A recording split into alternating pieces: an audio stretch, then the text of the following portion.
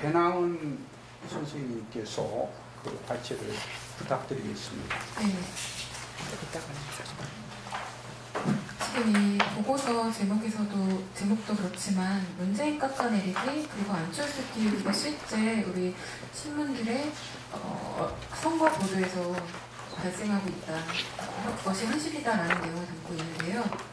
일단 3월 18일부터 14일 사이에 반복된 문제적 선거 보도 양상이 크게 이제 보수 우파를 위한 선거 컨설팅 그리고 안보 전국 조성 같은 어떤 판을 구성하는 그런 문제 보도들이 있었고, 또 하나는 대선 주자들을 직접적으로 비방하거나 띄우는 문재인 비방, 안철수 띄우기 보도들로 구분할 수 있을 것 같습니다. 이 중에서 먼저 보수 우파를 위한 선거 컨설팅이라는 건 주로 조중동에서 선거 초반에는 반문연대를 주로 종용을 했고요. 그 다음에 안철수 후보고 확정이 된 이후 지지율이 상승세를 보이면서는 안철수 자강론 그리고 양강구도를 부각하는 형태로 이어졌습니다. 근데 이렇게 반문연대나 자강론, 양강구도 이외에 아주 극단적인 선거 컨설팅 예시도 있었는데요. 예를 들어서 조선일보는 대선은 지금부터 시작이다, 이런 이영작 서경대 석저교수 칼럼을 통해서 보수 우파 후보에게 노무현 대통령의 뇌물수수 의혹은 기회다 라면서 흑색 선정을 종용했고요. 김정은 핵 위협이 보수 우파 유권자를 투표장으로 이끌 수 있다 라면서 안보 불안을 부추기는 조언을 내놓기도 했습니다. 안보 프레임 같은 경우 안보 정국을 조성하는 그 보도는 주로 또 역시 조중동에서 반복이 됐는데요. 전쟁이 일어날 수도 있다, 또 무작정 전쟁을 두려워해서는 안 된다라는 메시지를 반복적으로 전달해서 불안감을 일단 1차적으로 조성을 했고요. 또 북한 응징론에 동의하지 않는 대선 주자, 주로 야권, 또 특히 문재인 후보에 대한 비난을 퍼붓는 것이 주로 이어졌었습니다. 그리고 또 하나 특이점은 안보 정국 조성에 방해가 될 것 같은 이슈에 대해서 좀 비난을 퍼붓는 경향성도 있었는데요. 대표적으로 세월호 인양 그 과정에 있어서 왜 세월호만 띄우냐, 천안함도 함께 생각해야 한다라는 보도를 내놓거나, 아니면 세월호 특조위를 새로 구성해야 한다고 이야기한 대선 주자, 그러니까 문재인 후보에 대한 강한 비판 보도들이 이어졌습니다. 그 외에 이제 문재인 비판 보도 같은 경우는 크게 안보감을 의심하거나 종북몰이를 하는 보도들이 있었고, 또 편가르기나 패권주의를 비판하는 보도, 또 검증을 빙자해서 흑색 선전을 하는 보도, 그리고 막말 받아쓰기를 하는 보도들로 나눌 수 있는데요.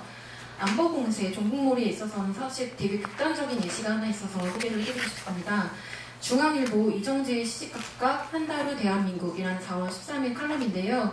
이 칼럼은 앞부분에 이건 그냥 상상이다, 현실에서 결코 일어나지 않을 일이다 라고 강조한 다음에 좌파 문재인 후보가 대통령이 되면 미국이 북한을 폭격할 것이다 라는 상황을 가정해서 그 가상 시나리오를 마구 나열해서 씁니다. 근데 실제 공약을 비판하는 수준을 넘어서 망상까지, 그러니까 실제 그 사람이 하지 않은 일까지 상상해서 그걸 근거로 해서 그 해당 후보의 안보관을 비판하고 있는 것이었습니다. 그 외에는 편가르기 친박패권주의 비판 보도는 언제나처럼 적폐청산을 강조했다는 이유로 많이 등장했는데요.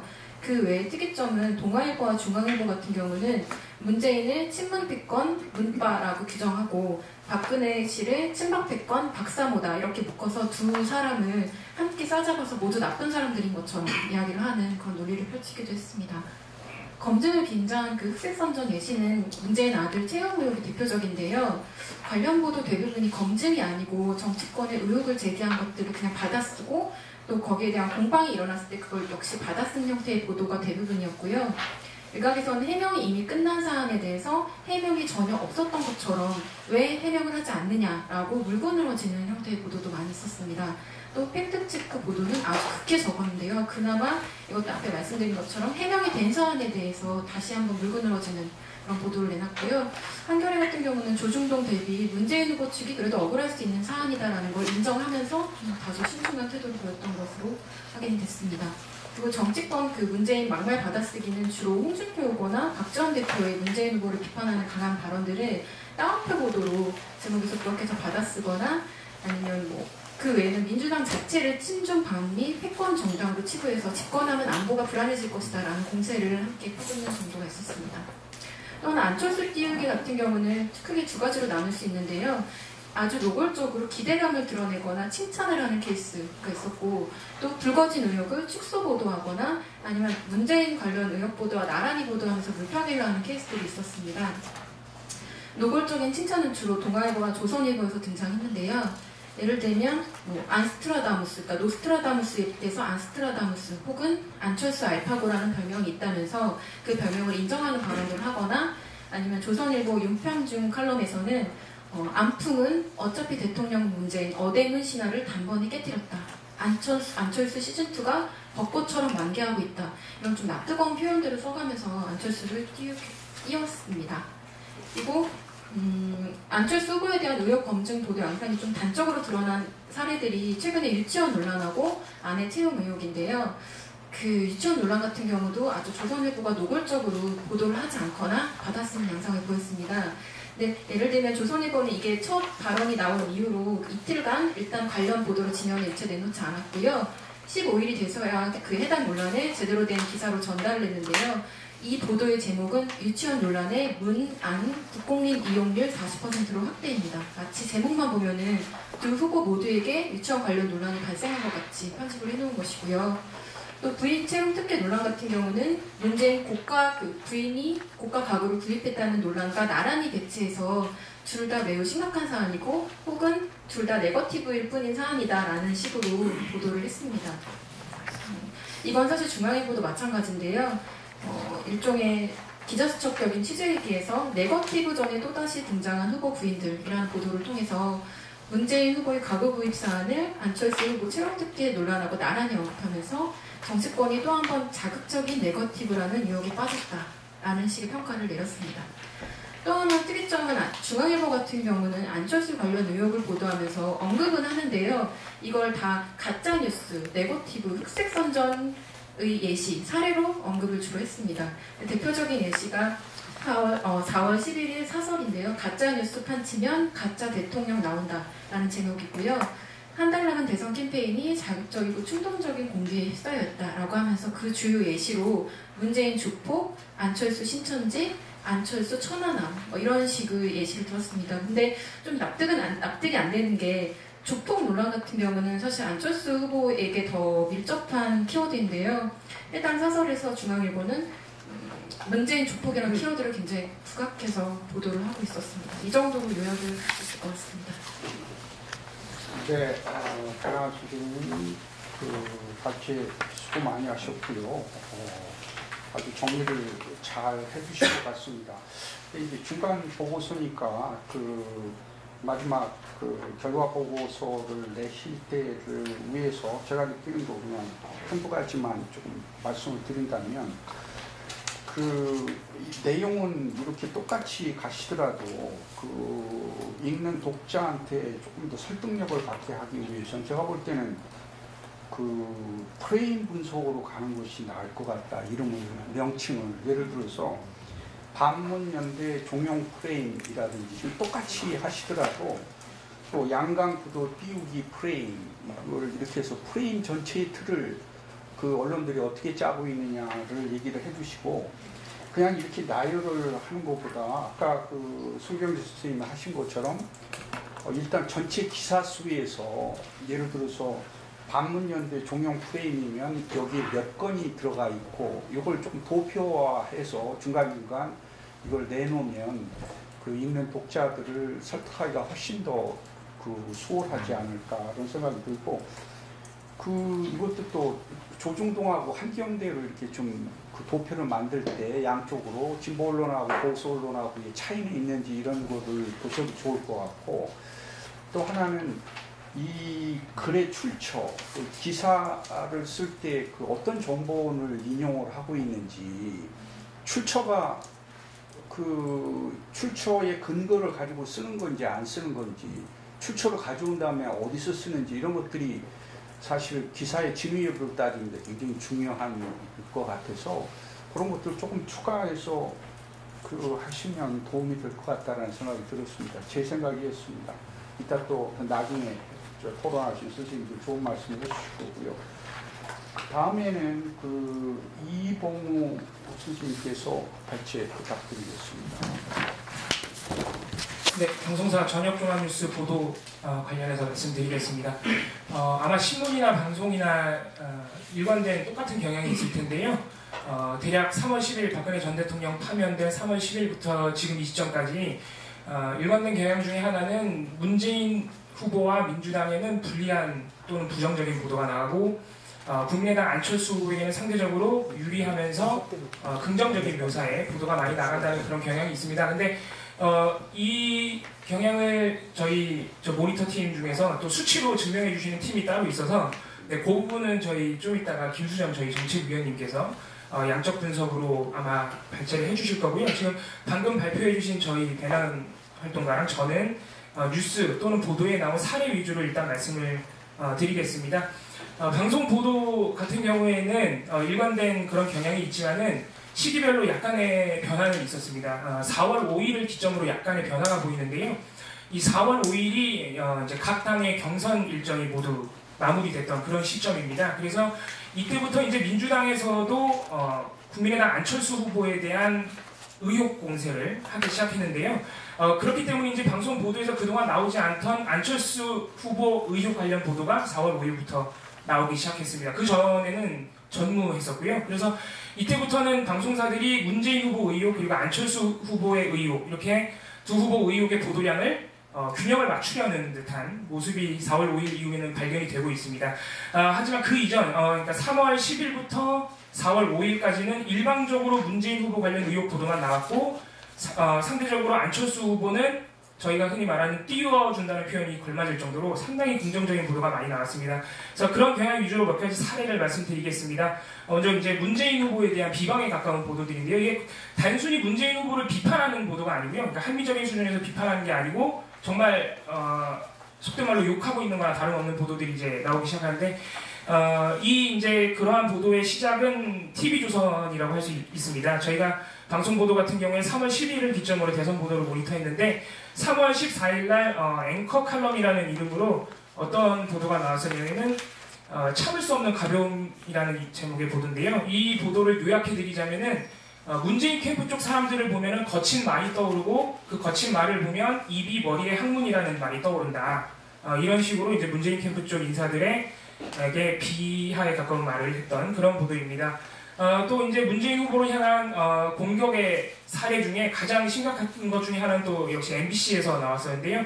MBC 100분 토론에 3월 21일 문재인 후보가 출연을 해서 MBC의 상황에 대해서 여러 가지 비판을 가했습니다. 노조 탄압, 그리고 해고자 복직 문제, 그리고 최순실 보도, 부실 보도 이런 점을 비판을 했더니 이제 곧바로 MBC가 사실상 보도로 보복을 하는 상황에 이르렀었는데요. 그래서 이 보도는 3월 22일부터 25일까지 3일간 한 5건 정도를 뉴스데스크에서만 5건을 이 100분 토론 관련해서 문재인 후보를 비판을 한 겁니다. 그래서 그 내용을 보면 후보를 검증하는 토론 자리에 나와서 문재인 후보가 대뜸 공영방송을 압박했다. 이런 식의 묘사를 통해서 문재인 후보를 비판했던 사례입니다. 심지어 이 보도가 이제 저희 같이 모니터링 팀에 포함되어 있는 현직 기자분들, 방송사 기자분들에 의하면은 그분들의 그 생각을 말씀드리자면은 이 보도들의 문제점 중 가장 심각한 것은 역시 질문을 기자가 본인이 했던 질문을 왜곡한 것이다. 그래서 이 보도를 한 이제 기자가 육덕수 기자라는 분인데 이분이 문재인 후보를 쫓아가서 예전에 노무현 정부 때 조선일보에 가했던 언론 탄압이 있었는데 그거에 대해서 어떻게 생각하느냐 이렇게 물어놓고 정작 리포트할 때는 조선일보라는 워딩을 빼버렸습니다. 그래서 이 문재인 후보를 토론 가지고 보복한 것보다 더 큰 문제는 질문을 왜곡한 언론윤리 위반이다 이런 의견이 있었습니다. 그리고 이제 다음 사례로 말씀드릴 것이 사실 이제 문재인 후보 비판하는 또는 공세를 취하는 보도 중에 문재인 아들 특혜 채용 의혹 보도가 상당히 많이 쏟아져 나왔습니다. 이 보도는 이제 3월 17일 이후에 나왔습니다. 그게 자유한국당에서 3월 17일부터 이 의혹을 다시 제기하면서 이제 보도가 나오기 시작한 것인데요. 이것도 여러 가지 사례가 있습니다만은 먼저 그냥 양적으로 좀 말씀을 드리면 3월 17일부터 4월 5일까지 문재인 아들 특혜 채용 의혹 보도가 쏟아져 나왔는데 TV조선 같은 경우에는 이 20여일의 시간 동안 7건을 보도를 했습니다. 이게 언뜻 보면 그렇게 많은 것 같지 않지만은 20일 동안 7건이면 3일에 한 건씩 같은 의혹을 보도를 했다는 얘기거든요. 그래서 이게 왜 이런 수치가 나오냐면은 자유한국당, 바른정당, 국민의당에서 이 문재인 아들 의혹과 관련해서 논평을 내거나 보도자료를 낼 때마다 받아서 써서 보도를 했다는 얘기입니다. 그래서 특별히 발전되는 또는 규명되는 사실관계가 있는 것도 아니고 그렇다고 해서 의혹 자체에 무슨 발전이 있는 것도 아닌데 TV조선 같은 경우에는 계속해서 그런 의혹 제기가 나올 때마다 보도를 냈다고 보시면 되겠습니다. 뭐 다른 방송사들도 비슷합니다. KBS도 6건, MBC 5건, MBN도 5건 이 정도고요. 그나마 SBS, JTBC, 채널A가 2~3건, 20여일 동안 2~3건 보도하면서 그나마 좀 합리적인 수준에서 보도를 냈다고 볼 수 있습니다. 무조건 문재인 아들 의혹을 보도했다고 잘못했다고는 할 수가 없으니까 같은 기간 다른 후보들에게 있었던 논란이나 의혹은 보도를 했느냐 이걸 비교를 해봐야 될 텐데요. 같은 기간 거의 다른 후보 관련된 논란들은 보도가 나오지가 않았습니다. 그래서 같은 기간 있었던 다른 후보 의혹을 몇 가지 말씀드리자면은 홍준표 후보가 이 시기에 문재인 후보가 세모그룹 유병헌 회장의 파산 관제인이었다는 주장을 했는데 사실이 아닌 것으로 밝혀져서 사과 비슷한 말을 했었는데 요거는 JTBC만 한 건을 보도했었고요. 또 같은 기간 국민의당 경선에서 불법 동원 정황이 발견됐습니다. 요거는 TV조선과 채널A만 보도를 했습니다. 이게 재미있는 것이 채널A 단독 보도로 이 불법 동원 정황이 먼저 알려졌는데 채널A가 3월 20일 단독 보도로 딱 한 건을 내놓고 그 이후로 후속 보도를 또 내지 않았습니다. 그래서 그 부분도 사실 저희가 좀 의심해볼 만한 그런 점이었고요. 또 안철수 후보 개인 관련 의혹도 이 시기에 안 나온 것은 아니었습니다. 김미경 교수 특혜 채용 관련된 부분이 계속 나왔었는데 이 보도를 SBS가 4월 5일 날 딱 한 건 하면서 다른 후보 의혹들은 거의 외면한 셈이 됐습니다. 물론 4월 5일 이후에는 이제 민주당과 국민의당 사이에 의혹 공세에 불이 붙으면서 보도량의 균형이 어느 정도로 맞춰진 모양새였습니다. 요와 반대로 세 번째로 말씀드린 경향은 이제 안철수 후보에 대한 긍정적인 보도 양상인데요. 이런 양상에서 가장 눈에 띄는 두드러지는 방송사는 이번에도 역시 TV조선입니다.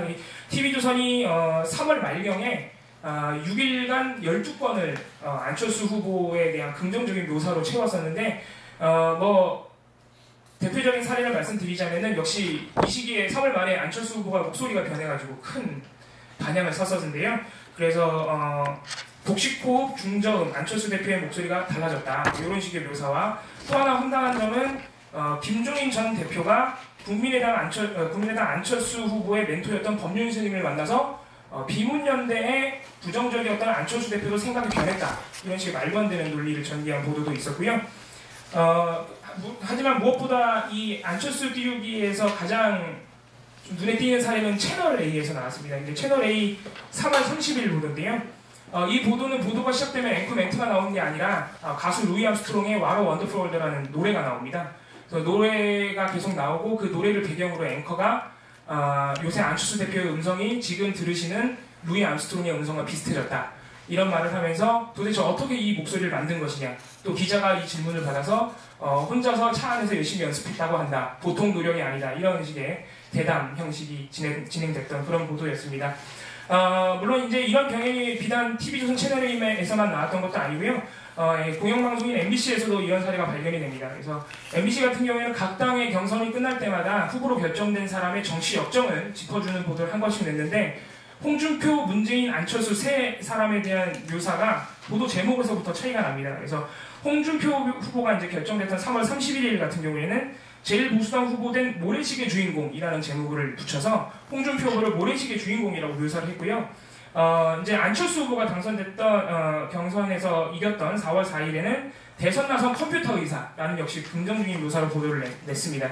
근데 반면 문재인 후보에 대해서만 대선에 재도전하는 노무현 정권 2인자라는 제목을 붙여서 2인자라는 부정적인 표현을 썼던 그런 사례가 있었습니다.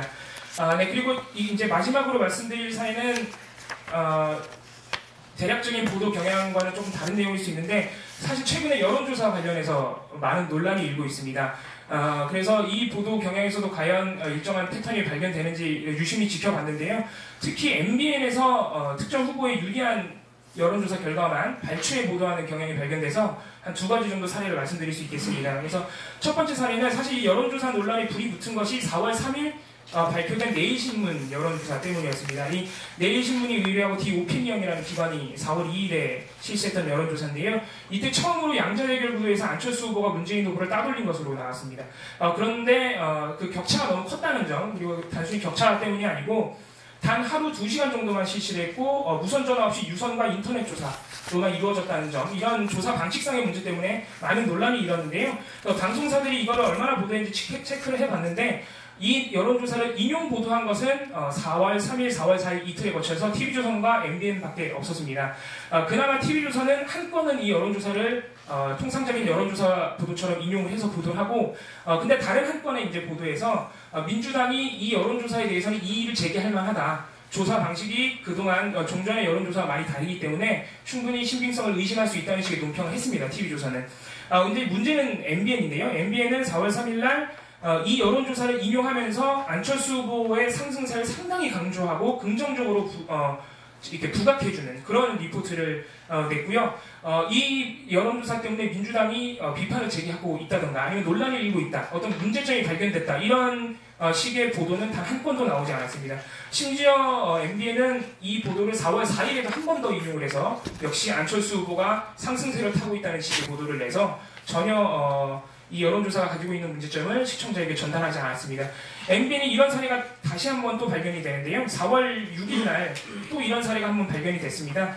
4월 6일 날 MBN은 여전히 이제 여론조사를 토대로 해서 안철수 후보의 상승세, 문재인 대세론이 꺾이고 안철수 후보가 라이벌로 떠올랐다, 이런 식의 보도를 내고 있었는데요. 이날 한 건의 보도에서 이제 먼저 중앙일보의 여론조사를 인용을 했습니다. 그래서 중앙일보 양자구도 그 조사 결과 안철수 후보가 문재인 후보를 따돌린 것으로 나왔다, 이렇게 보도를 한 다음에 그 다음에 이제 이어진 보도에서는 유독 50대 및 TK 지역 지지율에서 안철수가 이겼다라는 내용만 보도를 했는데, 이상하게 거기에서는 앞서 인용했던 중앙일보 여론조사가 아니라 MBN 자사가 의뢰했던 여론조사를 인용을 했습니다.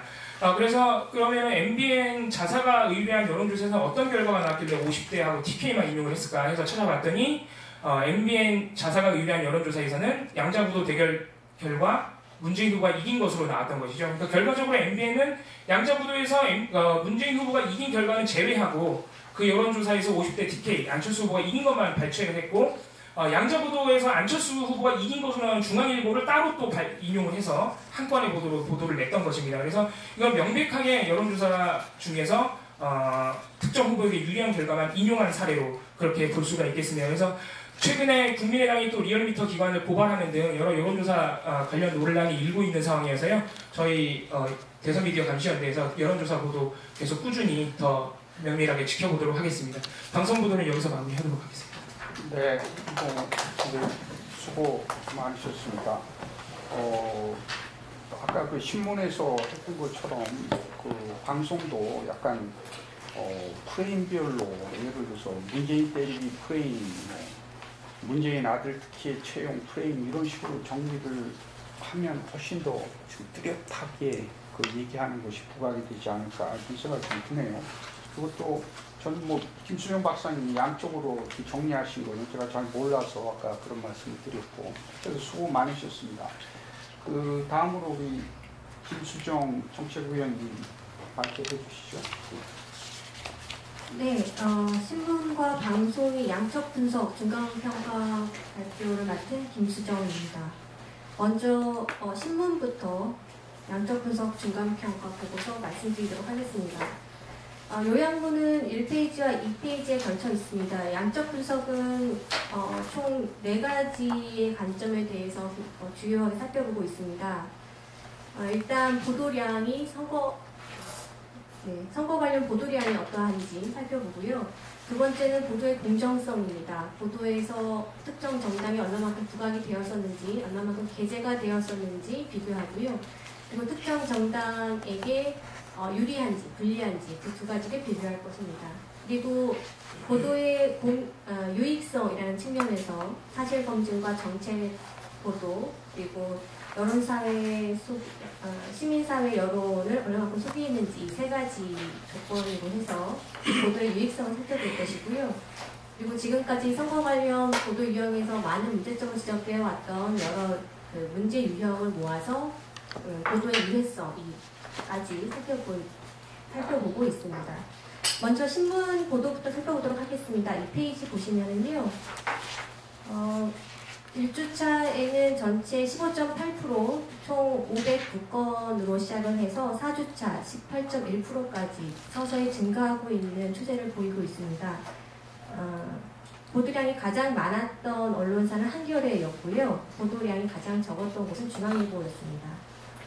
보도의 공정성 말씀드리겠습니다. 신문에서는 더불어민주당이 현재 유력 대선 후보가 있는 당이기 때문에 전체적으로 보면 가장 우세하다고 말씀드릴 수가 있는데요. 전체 31.6% 등장했던 것으로 나타났고요. 국민의당이 24.6%로 출연했던 것으로 보여집니다.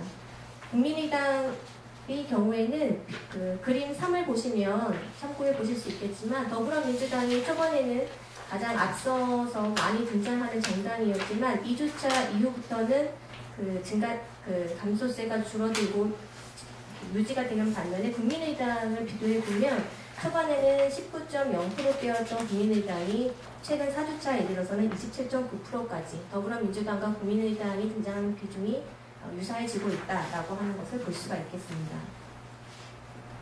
신문의 경우에는 추가적으로 사진에 등장한 정당 비중까지 비교를 해보았습니다. 그림 5를 참조해서 살펴보시면 되고요. 유사하게 더불어민주당과 국민의당이 최근 4주차에는 유사한 비중으로 등장하고 있음을 알 수 있습니다. 페이지 6페이지입니다. 신문 기사의 제목을 중심으로 해서 특정 정당이 유리한지 불리한지를 비교해보는 편파 유리 보도와 편파 분리 보도를 분석해 보았습니다. 더불어민주당의 경우에는 전체 4주를 통틀어서 편파 유리 보도를 양수로 표시하고 편파 분리 보도를 음수로 표시하였을 때 더불어민주당은 마이너스 43점이었고요.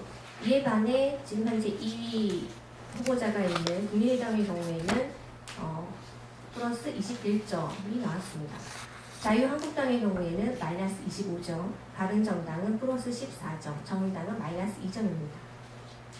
편파 유리 보도는 특정 정당의 긍정적인 단어를 사용해서 정당을 유리하게 하는 표현을 쓴 경우이고요. 편파 분리 보도는 특정 정당의 부정적인 단어를 사용해서 정당을 불리하게 하는 표현을 쓴 경우에 해당합니다.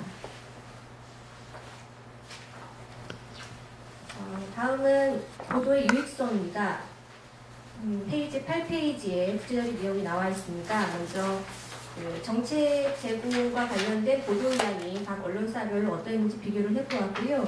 정책 제공 관련해서는 한겨레가 가장 많이 보도했던 것으로 나왔고 사실검증 보도에 있어서는 한겨레 그리고 시민사회 여론 소개를 한 언론사 시민사회 여론 소개를 가장 많이 한 언론사는 한국일보인 것으로 집계되었습니다. 보도 유해성을 살펴보도록 하겠습니다. 선거 관련 신문 보도에서 문제 있는 보도는 총 4주간 누적 704건이 집계되었습니다. 전체 36.3%에 해당하는 비중이고요. 전반적으로 1주차부터 4주차까지 꾸준하게 증가하고 있는 추이를 보이고 있습니다.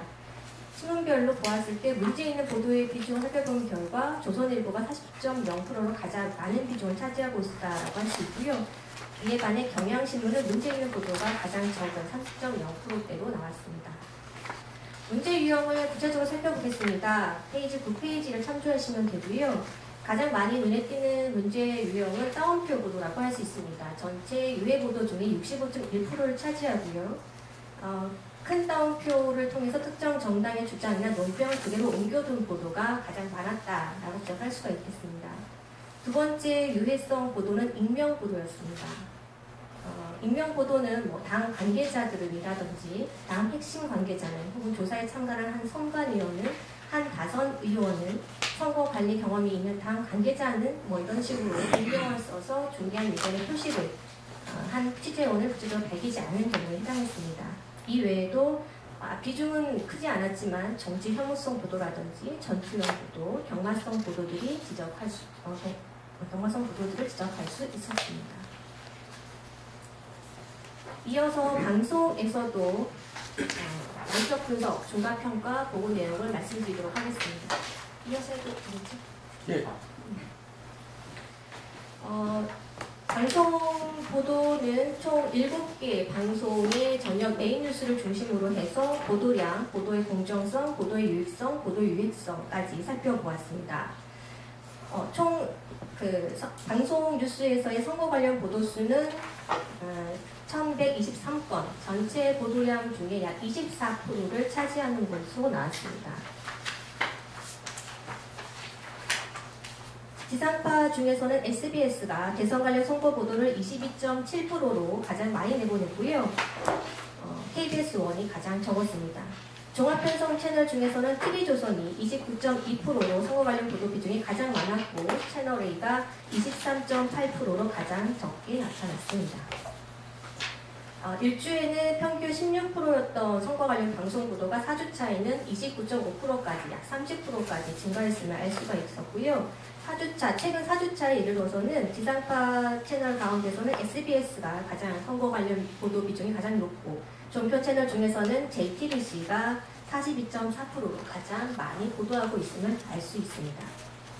보도의 공정성을 말씀드리도록 하겠습니다. 보도의 공정성은 정당별 출연 빈도와 정당별 편파유리와 편파 분리 보도로 나누어서 살펴보겠습니다. 표 2와 표 3을 참조해 주시면 되는데요. 민주당은 초반에 유력 대선 후보로 주목을 받았던 만큼 1주차 리포트에서 약 43.2%를 차지해서 가장 많이 언급됐던 것으로 나타났습니다. 그런데 2주차부터 국민의당의 언급 횟수가 늘기 시작해서요.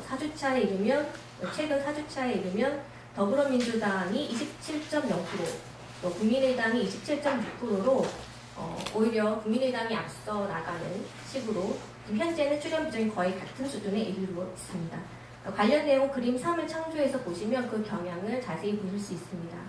편파 유리 보도와 편파 분리 보도를 음수와 양수를 표시해서 점수화하였을 때 보시면 표 3입니다. 더불어민주당은 점수 마이너스 162점, 국민의당은 마이너스 45점, 자유한국당은 마이너스 29점, 바른정당은 마이너스 17점, 정의당은 편파 유리 보도 한 건으로 집계되었다라고 말씀드릴 수 있습니다. 다음은 유익보도 비중을 살펴보도록 하겠습니다. 유익보도는 세 가지 측면에서 살펴보겠습니다. 정책 제공 보도가 있었는가, 그리고 사실 검증 보도가 있었는가, 시민사회 여론 소개 보도가 어느 정도 있었는가를 이 세 가지 측면에서 유익보도를 살펴보았는데요. 유익보도 비중을 보시면 정책 제공 보도가 정책 제공 보도가 가장 많이 두드러지고 있고요. 정책 제공 보도 중에서는 지금 SBS가 가장 많은 비중을, TV조선과 SBS가 가장 많은 비중을 차지하고 있었고요. 사실검증 보도에서는 JTBC가 가장 압도적이었다라고 말씀드릴 수 있습니다. 시민사회 여론 소개 보도에 있어서는 JTBC가 가장 많고, TV조선이 가장 많고, JTBC, MBN 순으로 가장 많았다고 할 수 있습니다. 보도의 유해성 보도는 어느 정도 차지하는지 비교해 보았습니다. 총 4주간 누적 455건이 집계되었고요. 문제 있는 보도가 가장 많이 등장했던 시기는 3주차였고 최근 4주차에 이르러서는 그 문제 있는 보도라고 저희가 집계하고 있는 그 카운팅이 조금씩 줄어들고 있는 양상을 보인다라는 추이를 먼저 말씀을 드리겠습니다. 구체적으로 문제 있는 보도, 그러니까 유해 보도의 유형을 살펴보았는데요. 8페이지입니다. 가장 많이 언급된 유해 보도 유형은 따옴표 보도, 신문과 마찬가지 따옴표 보도였고요. 53.5%를 차지했습니다. 방송 보도는 그 다음으로 유해한 보도로 경마성 보도를 지적할 수 있습니다. 후보자가 우세에만 집중해서 보도하는 보도들을 경마성 보도로 저희가 집계를 했고요. 그 다음으로 정치 혐오성 보도, 네거티브한 내용만 통해서 정책 다툼만을 보도하는 보도를 포함했습니다. 그 다음이 연고주의 보도입니다. 지역성을 강조해서 후보자의 우려를 강조하는 보도들을 포함했습니다. 네, 이상으로 방송의 양적 분석 중간 보도를 마치도록 하겠습니다. 네, 김수정 박사님 굉장히 수고 많이 하셨네요. 이게 신문, 방송 양쪽 분석을 하는 것이 풀이 상당히 많이 들어가고 시간도 많이 들어가고 또 해야 이렇게 특별한 결론도 잘 나지 않는 건데 고생을 많이 하셨다는 생각이 들고 그냥 보면서 느끼는 거 한 가지만 말씀을 드린다면 이게 중간 보고서긴 하지만 마지막에 좀 정리하는 글이 좀 들어갔으면 좋을 것 같다. 전체를 이렇게 정리를 해주시고 신문보도 양적인 분석에서 나오는 어떤 나름대로 해석의 글을 조금 좀 붙여주시면 독자가 전체를 리뷰하는 데 좀 훨씬 더 쉽게 이해할 수 있지 않을까 하는 생각이 좀 들었습니다. 수고하셨고요.